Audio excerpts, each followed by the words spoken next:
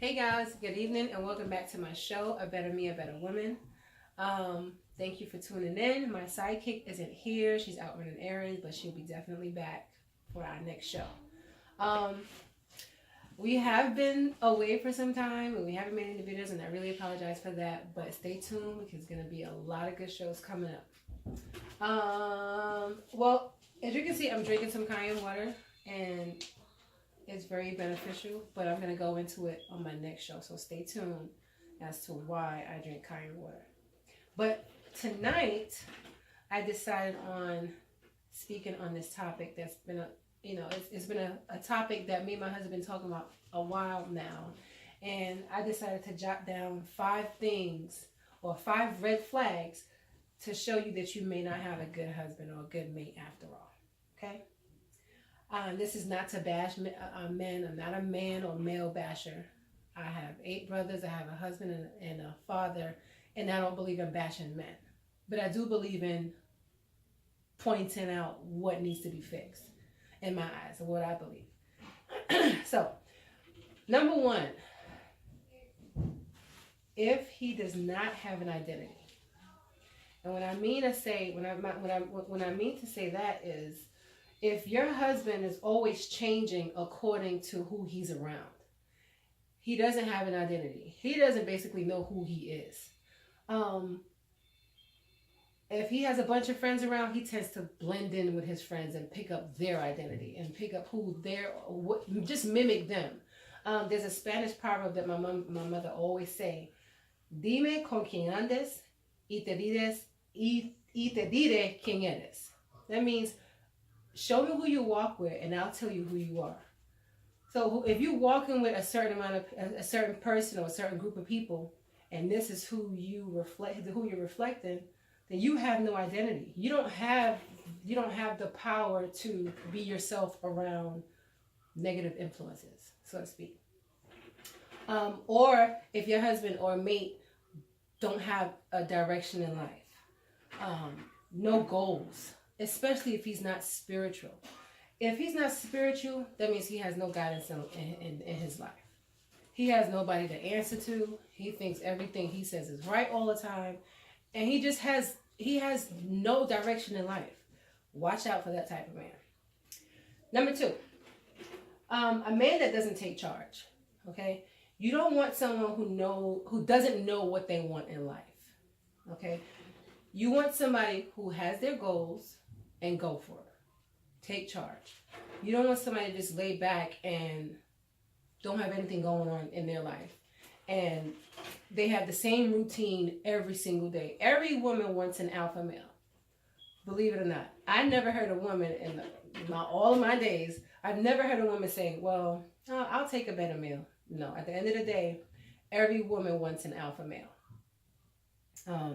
You want someone that puts his foot down and has the last say, but puts his foot down firmly. You don't want an abusive man. But you want someone to be able to guide you. You want somebody to guide you and put their foot down and tell you, well, no, we're not doing it this way. We don't do it this way. You need that type of guidance in your life. Okay? Number 3, you don't want a man who's always victimizing himself. When I say that, I mean say you don't want a crybaby.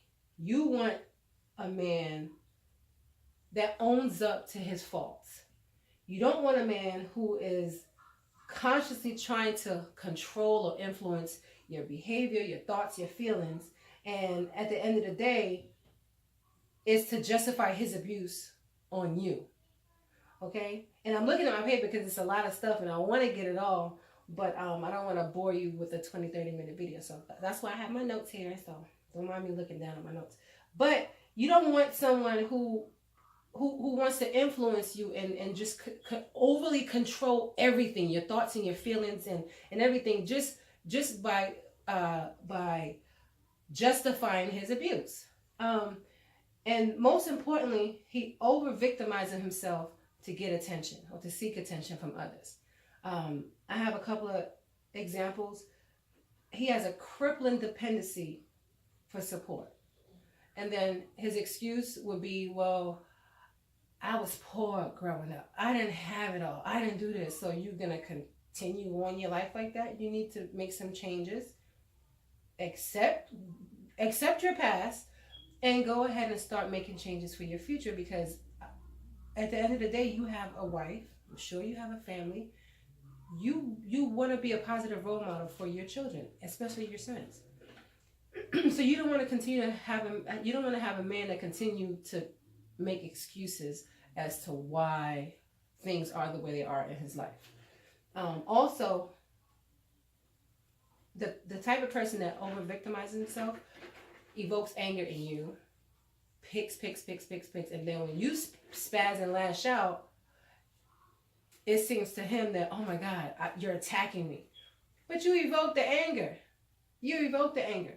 So those are just a few examples that shows that he's over victimizing himself.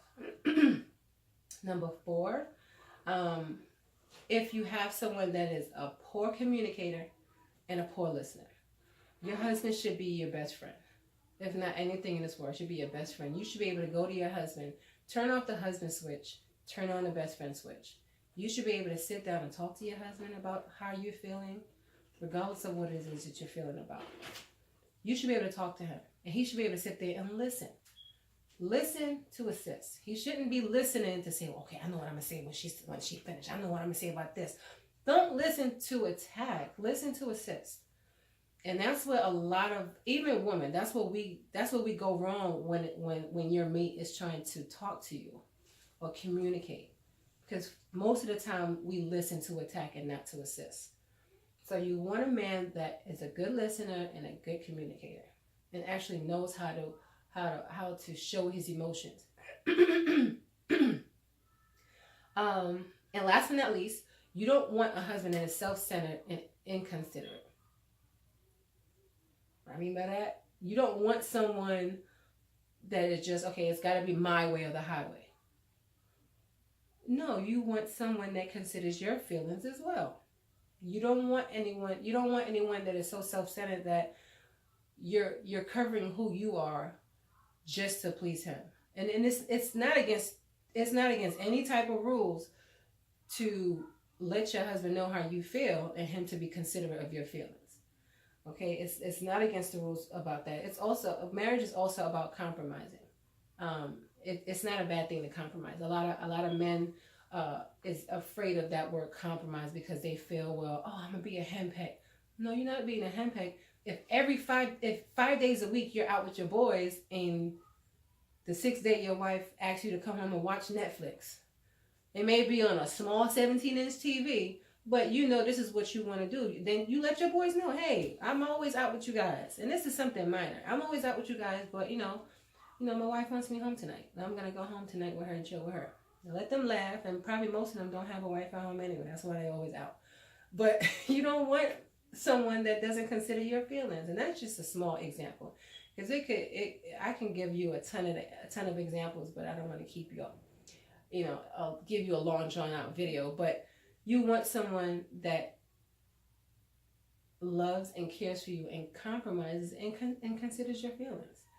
That is all I have to say for tonight. I want it to be short and sweet and straight to the point. I hope you guys really loved my video and loved what I projected or tried to project tonight. Just go over those 5 things tonight and ask yourself if you have a real husband by your side. And if not, maybe you two can sit down and go over them and see if he accepts or agrees with them. I want you guys to like, share, and subscribe to the Spiritual Development channel. Stay tuned for more videos, and I hope you enjoy.